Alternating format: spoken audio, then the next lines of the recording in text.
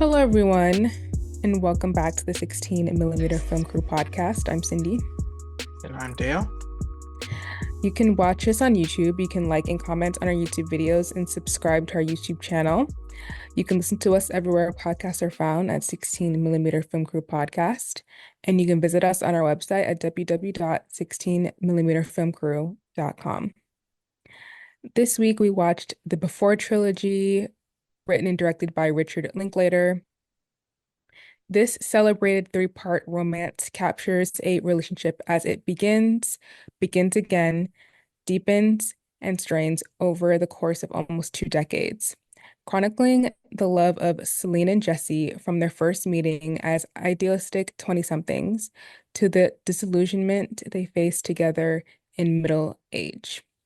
This film stars Ethan Hawke and Julie Delpy. So, Dale, tell us your thoughts about this trilogy.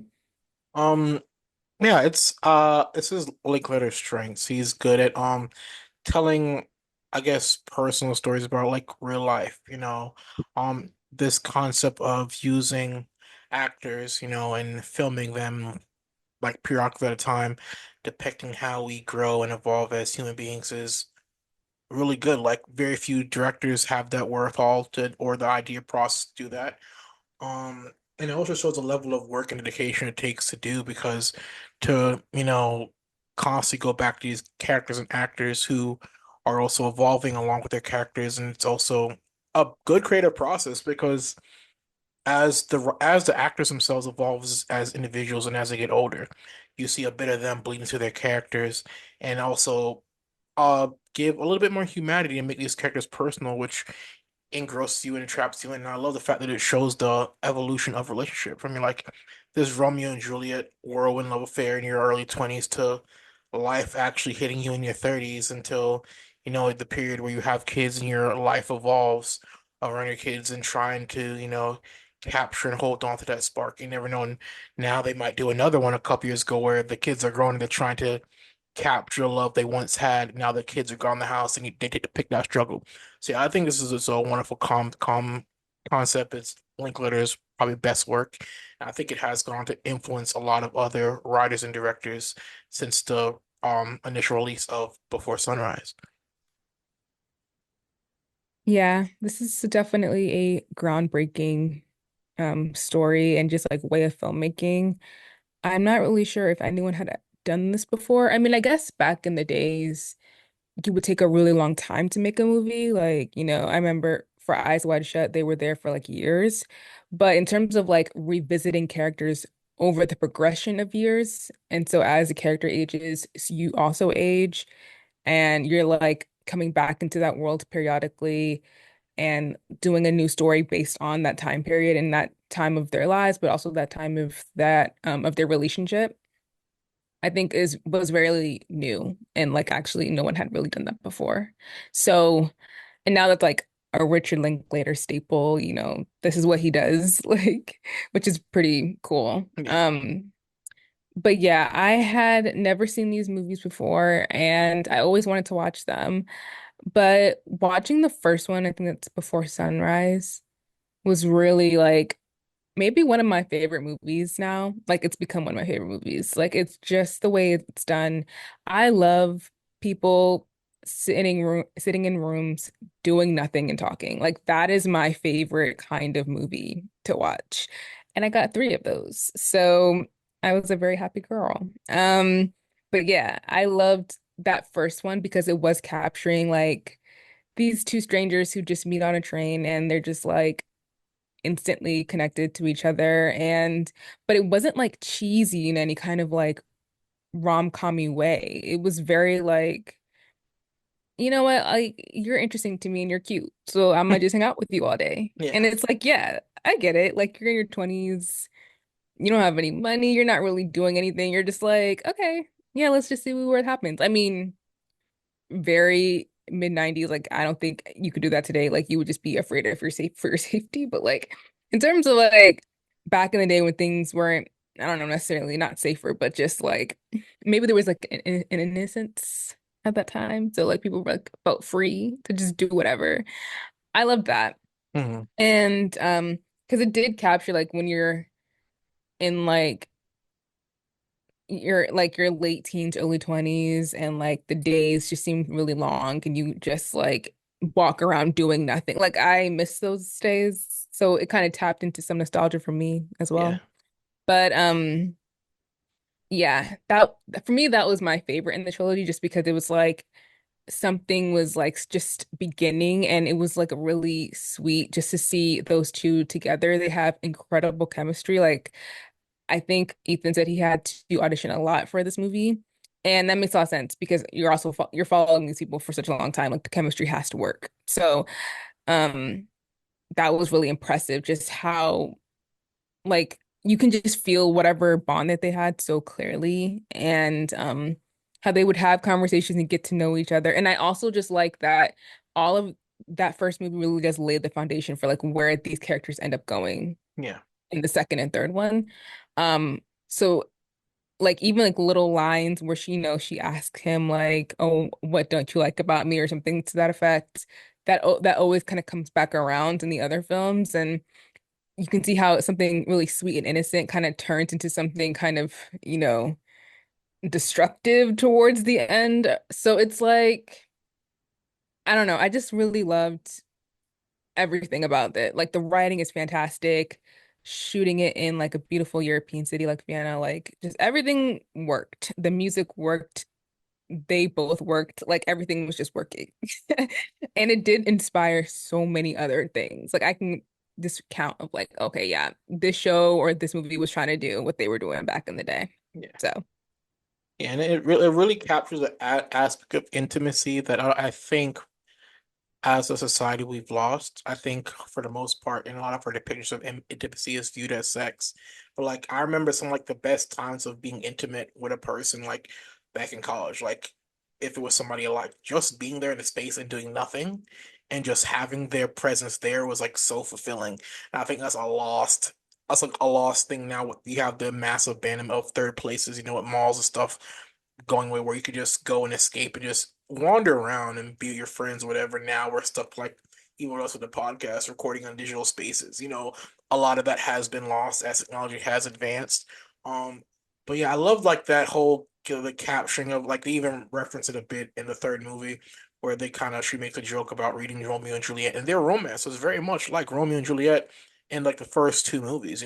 They meet one night and it's a whirlwind romance. They end the night looking at the stars before, she hops on a train and leaves, and then they meet back like 9 years later, and he's talking to me, I have a wife and kids, and you hear about all her regrets of not doing anything and how, the impact of that brief moment. Like we forget how much those be like moments are powerful in our lives and how it affected her where she can't like maintain other relationships just from the impact of that one moment in her late adolescence and early 20s. And he's like, yeah, I might be married, but my life isn't perfect. It's not what I expected romance or love to be. The only thing keeping me there is like my son. Like I don't want to hurt him. And that's a callback to the first movie where he's talking about how his parents' relationship was hostile and stuff like that. And it just shows how all those moments like we don't think about through our life or stuff we witnesses in our household rolls over and affects us as adults as well.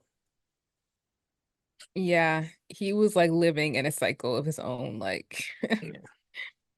of his own trauma. Like, it's crazy. But yeah, so that was really interesting. I mean, when he showed up back in the second movie with the wedding ring, I was like, oh, they need to address this Yeah. because, like, we know that they're gonna get back together, but like, how does this unfold? And they don't show the part where they get back together. Like, they only show like that, maybe like the moment right before they make the decision to do so. But like, when you watch the third one, the ramifications from that event, like, it's interesting how like pivotal that second movie ends up being because it really I don't know, like it just kind of in a way it's like yay they're together. Like yes, they found each other again after all these years and they are going to try to like do this for real. But also what does that mean? That means that his marriage is over. The wife hates him and her. The son is not living with them. Like now he has not he doesn't even have like does he have joint custody? I don't even think he has joint custody. I think he can just has like visitation It's like rights. visitation holiday Yeah. stuff. Yeah. And like that literally like he said in before I think sunset like my son is like the like I love him so much like I want to be there for him and you just see like all of the implications of like what that movie kind of set up in the third one before midnight. And Before Midnight was the hardest one to watch because they were really like dragging each other. Like it was crazy.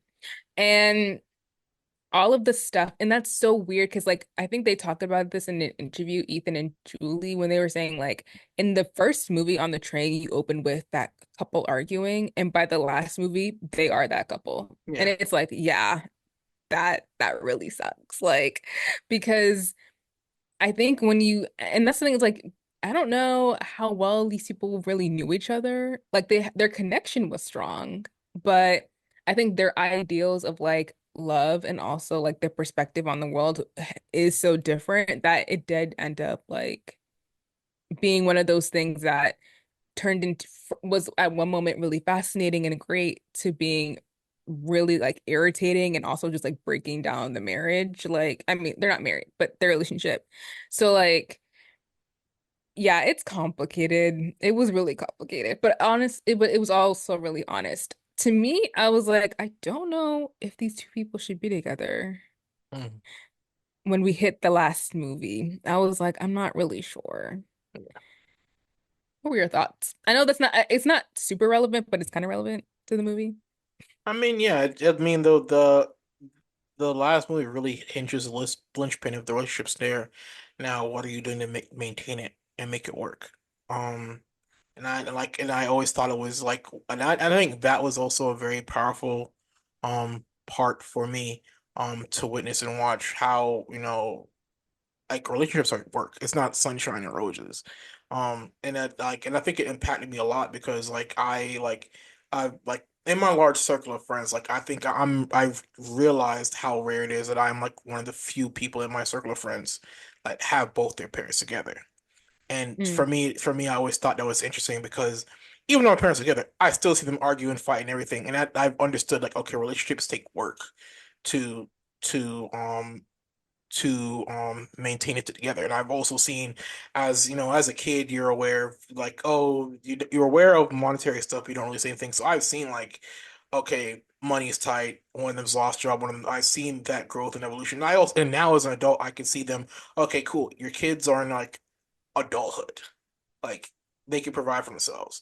Now I see them at this point struggling to find to reconnect to the person that they married over like 30 plus years ago. How does that work? And I've seen the ebb and flow and up and down. So I thought that was always the most interesting aspect to me because like I think a lot of times when we get the depiction of relationships and marriage in media, it's always perfect. We never really get to see that work. And sometimes we idolize that, like, oh, once I find the person of my dreams, that's it. Everything is perfect. But in this movie, they depicted like, no, it's work.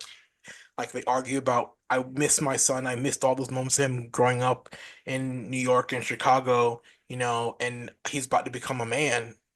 And I feel like he needs me and I need him. How can I make this work? And she's dealing with the abandonment of like, I don't want to drop my career off at the wayside. Yes, it's easy for you. You're a writer. You can write anywhere.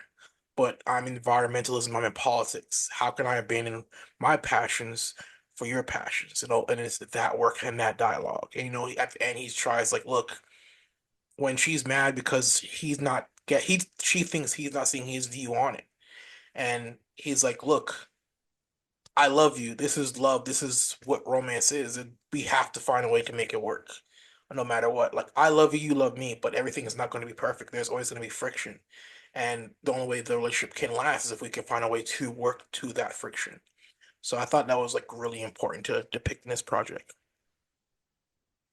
Yeah, this was a really also like a very like product of its time in terms of male, female dynamics, expectations, gender roles, like all of that. Yeah. Um, because I think that that is kind of at the heart, like what is their like primary issue is that their expectations of like what they're supposed to be in the marriage. I mean, I keep saying it's a marriage. They're not married. Yeah, they're not They're married. just They're like together. common law partners. They're Yeah. just together. Yeah. Yeah. Um, and their relationship is very different. And again, it harkens back to the first movie where all of it's there. Like, and like they keep saying throughout the film, people don't really change that much. Like they Yeah. emphasize that part a lot. So who they are in their 20s actually is pretty consistent with who will they end up being in their 40s. Yeah. And her being like a very independent, driven, person who wants to like make a difference in this world, who feels a responsibility to people, and his kind of like loner drifter, like what, very philosophical, like what's life about? What's my place in it? I'm an outsider, all of that stays pretty consistent throughout his entire life. And Yeah. then when they're together and they have their kids and stuff, it's like I think he does mature because, he becomes a father and everything, and he does really care about his child. Yeah. But I think there's also an element of like, well, I kind of do expect you to just, I mean, I'm gonna do my part, but also like I expect you to come home and cook the meal and take care of our kids. Like, I think his understanding of partnership is a little bit old-fashioned, not fully, but kind of. And I think I mean, that's not, let me see how I'm gonna make this point. Because I feel like the men, not, I don't want to generalize, Mm. some men, there we go, have this thing where they are very supportive of like women but like more generally when it comes to their own lives. However, I think it's a different situation. Like there is an expectation that you do have to fulfill some type of, traditional role, Yeah. and I think that that's maybe where he lands, where he seems like a liberal guy, but in terms of like his own life, there is an expectation that like his woman, his partner is gonna have to like do the things that like the mother and partner does. Yeah. So like and she's very much like, well, what about my career? Like, how do you think I feel when I have to leave the girls and all this other stuff? Like, I don't want to move, whatever. And he's like, well, and he makes a couple of good points. He was like, well, I moved my life to Paris, and I was like, yeah, that's true. You got a point there.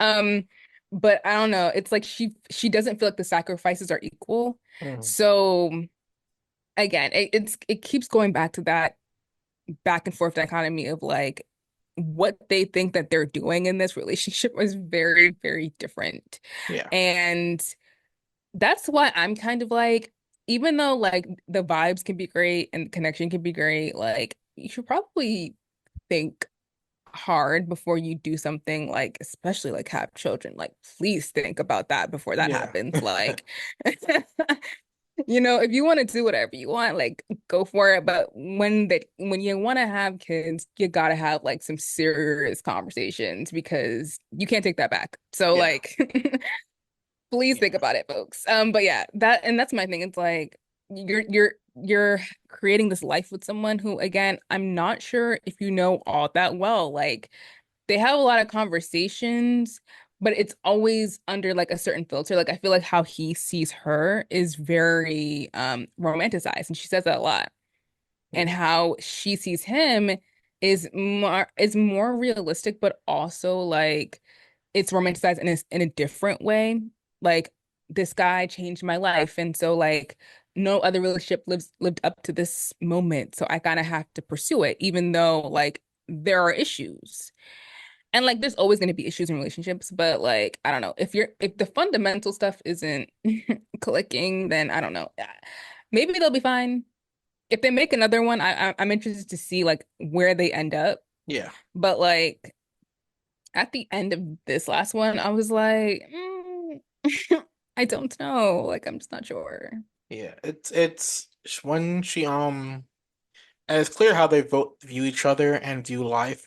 You mentioned how he's very like vagabond like because of his childhood. He's like, I'm just gonna be finding myself because I was trapped. Where she was very stable. Her Hmm. parents for the most part were hippies, free thinkers, stuff like that. She lived the upper middle class life in Paris, so her life was already perfect, and that gave her the wherewithal to be very secure and already identify what she wants. And then, Hmm. she mentions in the third movie, like, oh, man, you guys have to find yourself like you're 20 years old. You're comparing yourself to, Martin Luther King, Mahatma Gandhi, all these guys who were in their 30s and early 20s and 30s changed the world in fundamental ways. A lot of these women, you don't find about these women until they're 50 years old. Like Hmm. it's like Yeah. they're constantly like, all right, cool. All for like the first half of my life is dedicated to family, and then near close to my deathbed is where I get to find myself and be that. And that's not what she viewed herself or wanted for herself at all. And I think they still both view themselves in that idyllic moment of being in the train in Paris all Mm. those years ago. And I think that also probably was an unrealistic aspect of the relationship, that kind of put a lot of strain on it. Like, oh, this foreign American boy, I fell in love with him. This French girl, I fell in love with her. And I think that was a linchpin of their relationship, but I do think they also held onto that aspect of each other too much. Like Yeah. she mentioned to him, "Oh, if you met me now, what do you think?" Like she's like, "I want the romantic you once were. I don't want the real person you are. I want still the fictionalized version of you in my head." And that becomes honestly the whole linchpin of the third movie. So Yeah. yeah, It's like idealizing other people. yeah, It's very, and I feel like everyone does it, yeah, but it is really damaging because like, and they repeat this again. It's like they always like own the issue before like we actually see the issue kind of play out, yeah, where they're like, people, uh, if you got to know me, then you probably wouldn't like me. And we wouldn't be together anymore. yeah, And it's like, and then that kind of happens. I mean, they're still together at the end of the last one, but like they have major issues and they really don't like the things that they thought that they liked ended up becoming problems for them. yeah. So it's complicated. I was drained at the end of that last one. I was like, oh my God, this is a lot. And Yeah, this is not even real. Like, yeah, but yeah, I can't listen. It's a very beautiful, honest depiction of like what real relationships are. So like I think they did an amazing job. And I think that Ethan and Julie both were writing on like both, if not all of the movies. yeah, So it was just so well done in terms of like presenting an honest relationship and a relationship over time. yeah, And like what you were saying, the intimacy and stuff where there wasn't a sex scene in this movie, in any of the movies actually, but there was a lot of intimacy and you got to see that how it deepens and also just like how it fractures over time. Like they did a great job. Like yeah, it's very rare to see relationships depicted in that way because it's too glossy or also just like too insane. Like yeah. there's no like realistic middle ground. There's all either all or nothing. Yeah. Yeah, So I think they did a great job in terms of yeah, like giving both sides like a lot of attention, a lot to growth, depth, like just presenting each side equally. Like I thought that was really well done. I like how in the beginning, like they all talk about how when you're initially getting to know somebody, well, somebody you've known about, and you decide to pull a relationship, it becomes like a game. I know your likes or dislikes already. I already know how to play the perfected version of myself. I know how to flirt with you to get the reaction I want. Whereas, and you could see in the first movie that they did try, but it was like a void of nothing because the initial interest already there. Like they would go along with it. Their little flirtatious flirting. Like I think in the first one she mentions how he mentioned something about relationships and like, and he goes, "Oh, but that little boy who, we were up in the Ferris wheel talking about romance and I wanted to kiss you. What was Mm, that?" Like that kind of thing. They're aware there's a game, but the game is not working. And then I guess they're still somehow now as adults already actively in a common relationship, living to their full time. Now they're trying to play those little flirtatious games to get what she wants. Like when they go to the hotel, and she already knows in the back of his mind he's already been thinking about moving to Chicago. And she tries to mm, initiate sex with him, and she gets a call from the son, and she's like, "Why would you say that about his mother? Like, that's like." it's a really contentious point for all of us as a dynamic. And kids being kids, you don't know if the kid's gonna say anything to his mother about that. He's just trying to play his role as neatly and perfectly, and that devolves into her being pissed about the idea of even when she moved to Chicago, like, and she couldn't reconcile the fact that he was going to uproot his life for Paris, but for her, that's not something that it could ever enter her head, and that's where they go play the games. And then he now plays the game like, I'm the writer. I'm gonna pretend I'm a time traveler. And at the beginning, she's not for it. He finally says, "All right, cut the shit. This is what a relationship is. So we have to either make do or go our separate ways. And I don't want to go my Mm. separate ways, and you don't want to go our separate ways. So what are we going to do going forward?" Yeah, Yeah, it's a very interesting. yeah, Yeah, that last the Before Midnight is really interesting just to see like how everything just like is falling apart. It's yeah, not we're not doing well yeah. here. I do want to get back to that, but one thing that I noticed in the film, which I loved, are all those little moments where they're about to touch each other, and then they. They withdraw. I Yeah, love it. I yeah, loved that. I was yeah, eating that up. Are you getting me? That was yeah, so good.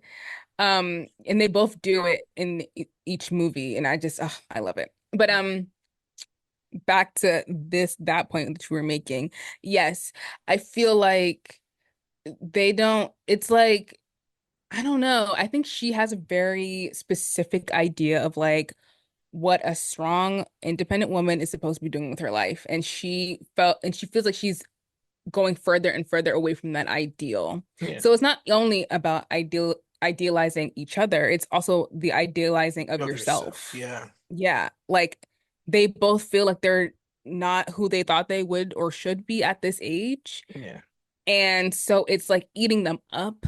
And then that boils over and spills over into their relationship where now it's like, well, it's your fault that yeah, I'm not who I'm supposed to be. And it's like, well, but we both wanted this. You know what I'm saying? It's yeah, not like, so it's, yeah, it's very, that's what I'm saying when I was drained because it's like so complicated. And like, I understand both of their point of views. Like, that's the thing. Like, that's what I'm talking about, like presenting both of the sides well. It's not like I thought either one was a villain in any type of way. I was just like, yeah, that's real. Like I yeah. get what you're saying. And that sucks. Like I don't know. I I hope they figure it out because they do feel like real people who exist somewhere. But Yeah. like I don't know. I don't know if they're going to because it's just if you unless they make peace with themselves, I'm not really sure that their relationship is going to work out, but we'll see. Or maybe Yeah. I don't know. Are they making a fourth one? I don't know. Well, Is that confirmed? maybe they make Oh, After Sunset. We never know. I know he's gone on, like, I think the most recent one he did was Boyhood, and that was like from yeah. 2003 to 2013 of shooting. And I think he's working on another He's doing Merrily project. We Merrily, Roll yeah. Along Yeah. with Paul Mescal. Passman. And I think he's also working on another anthology piece currently, which they have been filming periodically for the last couple years, if I remember correctly. So, Crazy. yeah. And he came out with the movie this year, right? Yeah. The Hitman. Yeah. This man is working. Yeah. So, He is booked and busy. Okay. But yeah, I love these movies. They're great. so on to some film industry news. Apparently, Joaquin Phoenix has just dropped out of Todd Hayes's gay romance. Really when filming is about to start earlier this week. Apparently sets had already built in Mexico and I think Guadalajara. Um, Top Gun Maverick star Danny Ramirez was cast in July as his love interest. The film had already been with the hinging of Joaquin Phoenix's casting. They had already been sold to international distributors ahead of production. Um, and the issue now is the project is most likely not going to continue due to the fact that Joaquin Phoenix role can't be recast. Now you have crew and stakeholders need to be paid. You have crew who have now out of work and lost exceed almost seven figures. And especially when the linchpin of this movie was Phoenix because he was involved in writing the screenplay with both Todd Hayes and John Raymond. It feels kind of weird. Apparently they're singing like claiming that somehow now Joaquin suddenly got cold feet about being involved in this project. Yeah. Very weird. And I don't think he's gonna address this ever. I No. mean, interestingly, Joker 2 is coming out later, I think 2 months from now. Yeah. So like they're gonna ask some questions. Like people are gonna want to know like what the heck happened here. And some people were saying online that like, oh, he left because he felt maybe guilty about being a straight man playing in a gay role. But one of the producers came out and were like, well, he's the one who helped write this script. Like he brought this project to us. Like we did Yeah. not go to him asking him to do this. And it was supposed to be very like explicit and like it was like rated NC-17 or something like that. So like I don't know. Like it seemed like it was his idea to really do this thing and then for some reason he just left and now everyone is like what are we supposed to do? Yeah. Which is an insane thing to do. Like I feel like I mean, I don't know what his reasons are, and I don't want to like be insensitive to like if he's actually going through something or there's like a serious like issue with his family or whatever, like he had to step away. I don't want to be insensitive to that if that's the case.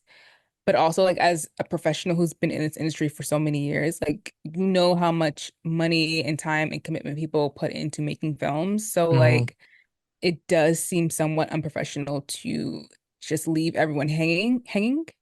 Like it doesn't seem like the right thing to do. But again, I don't know his situation. So like I can't, I'm a little conflicted about this one, but it is kind of wild. Yeah, and like in regards, I guess the film sex scenes and the nature of it, um, they're like Todd Haynes himself said, Joaquin was the one pushing it in that direction, you Right. know. Hmm. So this idea of suddenly about him getting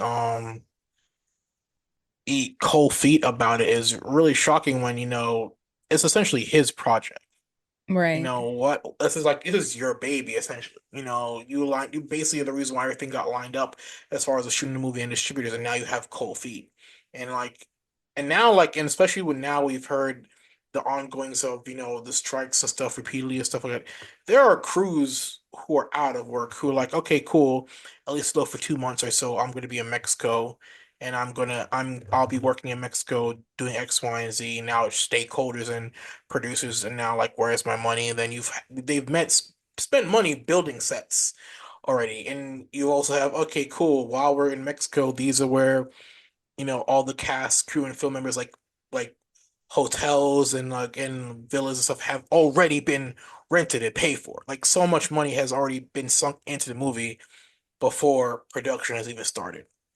So Yeah, it's not great. So I don't know what they're gonna do. Like it sounds like they're kind of just scrambling to figure something out. But yeah, it's really not good. I feel really bad for everyone else, like who now doesn't have a job. Like that really is terrible. So I hope they figure something out. I don't know if hopefully maybe they can recast it. I don't know, but hopefully something yeah, happens. I mean the Yeah. only way is probably delay it for like another month or couple 2 more months and somehow recasting it. But then when you recast it, do all those international distributors still want to be involved? Because Joaquin is now one of the biggest stars in Hollywood.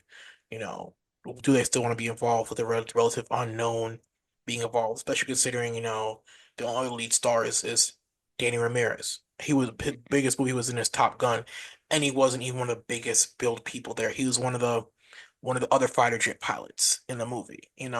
He's not really a name that you could be a linchpin to a project like this, especially with the graphic nature that they were planning to depict. Yeah. So, mm, yeah, not good. Um, in other news, Kit Harington, he's going to be in Industry season 3. I think that episodes are already streaming on HBO Max. But yeah, so he sat down for an interview with British GQ, and he said that he agreed that the Game of Thrones ending made mistakes and felt rushed, but he said that we were all so effing tired, we couldn't have gone on longer. So, yeah, I think this is like in the wake of House of the Dragon season 2 wrapping up and also Industry season 3 coming out. But like obviously there were a lot of issues with season 8 of Game of Thrones. And I think one of the things that people have talked about, like in retrospect, is how the cast kind of already were like giving hints that it wasn't going to be good. And there's like plenty of videos and stuff, compilation videos of them hinting like, it's not going to be what you think it's going to be. And Kid does say like, yes, like in terms of the story towards the end, like there were things that didn't quite add up, didn't really make sense and stuff like that. But he also was just like, well, we're all tired and I don't know how we could have, what could have changed or whatever. And I'm glad that he admits that there are issues because there are some cast members who will defend this show to the ends of the earth, which is weird. But I think from my point of view, it's like it's not really the actor's fault that that season flopped and No. that it's not their fault at all. Like they did a great job. And I understand if they were exhausted because the amount of time it took to make season 8 of Game of Thrones was a lot. Like it took a lot of, I mean, just to do one episode took like 52 days or something like that, something crazy like that. So like I get it. And I'm pretty sure I know all of them were exhausted. It seems like a very draining job. You have to shoot for like most of the year. Like it does seem really tiring. Yeah. I think it's the fault of the producers, the showrunners who did not one pace this out correctly. Yeah. And also like give these people a break. Yeah. Like, give your actors a break and some time to recuperate. Let them reintroduce themselves to their families. Like, let them be able to do other projects. I feel like because, and it's also partly like our fault as audience members because it's like, well, we want the next season, like right now, like, please give it to us. But like, I think trying to bending to public pressure, but also truncating the story so that you're jam packing events and trying to speed run through things did not help either. Mm. And it made characters not make any sense. It made story plots not make any sense. Like it just kind of ruined the whole experience of watching the show. So, and also Dan and David were like trying to do something else with Star Wars and Yeah. I won't forgive them ever for Yeah. what they've done just because it was so selfish. Like, and I get it, like you guys have done this for a long time, but the way that they completely dropped the ball, like, no, I'm not forgiving those guys. All the cast members, y'all did a great job. I have no issues with you. Like, that's not, I don't think the audience ever felt like the cast were the reason that that didn't work. I don't think anyone thought that. I think it was literally just like everyone behind the scenes, just kind of not everyone, but just the writers and the producers and them just fumbling the bag. That's really Yeah. what happened. Yeah. And So, like I do remember watching like a lot of the cast readings of the initial scripts of that last season and how in mhm. the middle of reading, like if like I remember one scene Camilla Clark is like reading her lines and like somebody Amelia say Clark. Amelia Clark, I'm sorry. Amelia Clark is like reading her lines and then somebody behind her is just like sighing like at how poorly everything is written. And I do think from that point on, once the writers realize, oh, this is the shit I've been handed to do, like their interest really in it and just like, all right, cool, this is gonna be bad. I'm just gonna just basically paint by the numbers and call it a day with my performance. So I don't really blame them for that. Like you said, I blame D&D. They were handed the reins to the last season of Game of Thrones without they didn't have the safety net, which is George R. R. Martin. You know, he was more involved with the other what 7 seasons because it's heavily tied with his book. The part they're kicking off with is basically their own interpretation of events and how they play out and without that source. And remember, we talked about this before in the initial stuff with Game of Thrones, where D&D's their whole career as creatives were, oh, we're adapting books like the whole time. They've never had to be the linchpin and actually create a story on its own. They've always had that safety net of, oh, we have the source material to fall back up on. And when they now were said, okay, now we got to create an interesting story to where these characters go. You've kindly snuck in, Daenerys going crazy, and then the Night King's not really doing anything. He's there, but doesn't really matter, kind of thing. And yeah, and they also did rush the season so they can try and go do Star Wars. Then Disney was like, "Oh no, you fucked up on Game of Thrones, one of the biggest IPs in the world. You think we're gonna give you a Star Wars picture now? No." So they were counting their chickens before they hatch, and they screwed their basically their whole careers up because they haven't done anything since. So yeah, I don't blame Kit. I don't blame any of them for like saying fuck it, I'm tired. You know, because when you're handed shit, what do you expect the motivation to be there? So And my thing is like I feel like even I think my read is that all the actors, everyone who was involved in the production of it, for the most part, really did a great job. Like, I don't, I mean, did the characters make any sense? No, but did the performances, were the performances still decent? Yeah, I think some of these actors did their best work in in that last season, yeah, in terms of acting wise. Because if you actually go back and look at the earlier season of Game of Thrones, some of the acting's a little so like but they grew into it though. yeah, they did a good job. Like they all did a really good job. I just feel like because season five is where the books end, they struggled. The writers struggled with how to write the rest of the season. And the thing is, like, they had George there to give them plot points. It's not like they were left completely on their own. Like, Yeah, what happens in the show, I don't know if it'll happen if it's still going to be in the book now, but like I think at that point, that is where things were going to head for George as well. Like he gave them some of the information, not like they didn't have anything. It's just that because of their own personal ambition of wanting to hurry up and finish with this so they can go over and do Star Wars, they didn't pace things out properly, which not only ruined character and story, but it also made everyone exhausted. Like, because you're trying to just hurry up and run through things. yeah, So that's the issue. It's like y'all could have paced this out and given it maybe two extra seasons. Like you could have yeah, done that, but they did. I'm yeah, not, I mean, it's over, it's done, yeah, whatever. Like it's just that every time, even when I watch House of the Dragon, I still feel a little bit robbed because they keep adding things in what's kind of going to happen? about what's going to happen in the future. And every time they do that, I'm just reminded that whatever, like it doesn't go anywhere. Yeah, So yeah. But anyways, that's that story. I'm happy Kit is still working and doing his thing. yeah. Like everyone seems booked. So Yeah, everybody's booked and busy. Everybody has their careers. They're still acting and hmm stuff. I'm glad D&D aren't doing anything. So, yeah. Moving on from that.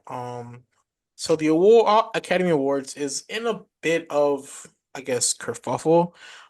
They're tr currently trying to look for a host. Plenty of people have denied or rescinded the offer to host. I know. But the biggest thing is, Jimmy Kimmel himself is revealed why he wouldn't host Oscars this year. He said he decided he didn't want to deal with it this year. He said it was just too much last year. You wind up pushing everything off until the Oscars, and you have to do everything you promised to do after Oscars, and then after the Oscars. He said he did it for 2 years in 17 and 18, did it well. Then he did, the last year's 23, 24. And he said he wants to take a break from it. I mean, honestly, Jimmy Kimmel is not that good of a host. He's very like I don't find him that funny, in that setting. Of course, everybody's favorite and who was rumored and declined the role was John Mulaney. hmm And he said he didn't want it. But yeah, I mean, it's pretty daunting because one of the linchpins of the show is people remember it's not just who won and the stuff that happened or who or what, it's the host. The host kind of tests us on the show, and I always felt like Jimmy Kimmel was not that good of a host in the first place. So it's a Yeah. different it's a different setting than his late night thing because on the late night show he's technically the star and the other people are just a guest. Where the Oscar Awards season he's honestly the guest. He's the big figure, and I don't think that works for him. And he's not that funny to me anyway. So Yeah, he's not funny. So honestly, I was like, great. yeah. See you later. Don't So care. Like yeah. it just this the host thing is really a weird idea to me because I'm just like just let people go up there and get their awards. Yeah. Because a lot of time the host takes up so much time talking and trying to make jokes that it truncates people's acceptance speech time. Yeah. So I'm like, just don't have the host. Like y'all have Yeah. people who could do the voiceover. Just introduce people's Yeah. categories and then you know what I'm saying? So like I'm kind of cool if nobody does it, but I'm sure that's not how they're gonna. I'm sure they're not gonna. I I'm sure they're mean, gonna pick someone, but I think what the other one of the other award shows on like CBS, they have like MC Light doing the voiceover, like coming up to yeah, give this award and blah blah blah is, get MC like and then you have LL Cool J coming sometimes like, yo, what's up, y'all? It's me, LL Cool J, blah blah blah, and he's keeping it lively and fun. But you only hear MC Light and you only see LL Cool J on dead spots. The rest of that is just usually the presenters for the Emmys, and that's really it. So I think that's probably the direction they should probably aim for and go toward. just do it, just Like, do I that. think the Like, Emmys is probably the best award show because even the actors and nominees are involved with like doing little skits in the program. It's not dependent on one person doing all the talking the whole time, you know. Yeah, mm-hmm. Yeah, so I'm fine with it. I'm fine with it. I'm fine. I just wish John Mulaney would have accepted because it That probably would would have have been been a lot so more interesting. nice. Yeah, So because he's actually funny. So like yeah, that would have been cool. yeah, But hey, I get it. yeah. Um, all right, so let's talk about what we have watched this week. Man, I ain't watched shit. Should have been watching shit. Like I've had an allergy reaction from last day recorded Tuesday, last Tuesday, all the way to today. Like face puffy, itchy. I just been literally sleeping the whole time taking these meds. So I got a lot of stuff to catch up on. There's stuff I want to watch. Um, so yeah, I last thing I did watch, I'm not sure if I mentioned it last episode, was Batman Cape Crusader. I love it. Bruce Timm, that whole universe, kind of it's kind of doing for Batman with the new Superman animated series did with Superman, kind of recontextualizing, makes it more contemporary.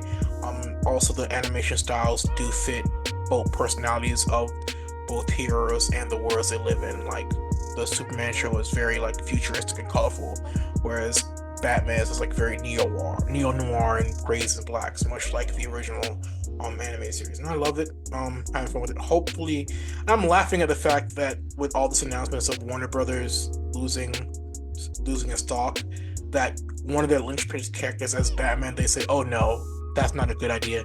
They sold to Amazon, so now Amazon's reaping the benefits of that. This just shows how bad of a job that David Lassoff is doing at Warner Brothers. So Nope.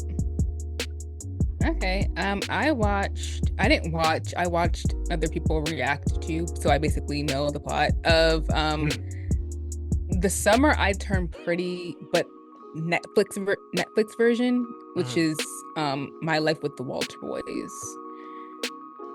Oh my God. Like it's like one of them shows that you would have watched on like ABC Family. Like it's one of those where it's just like, what? What's happening here? Why is everyone so annoying?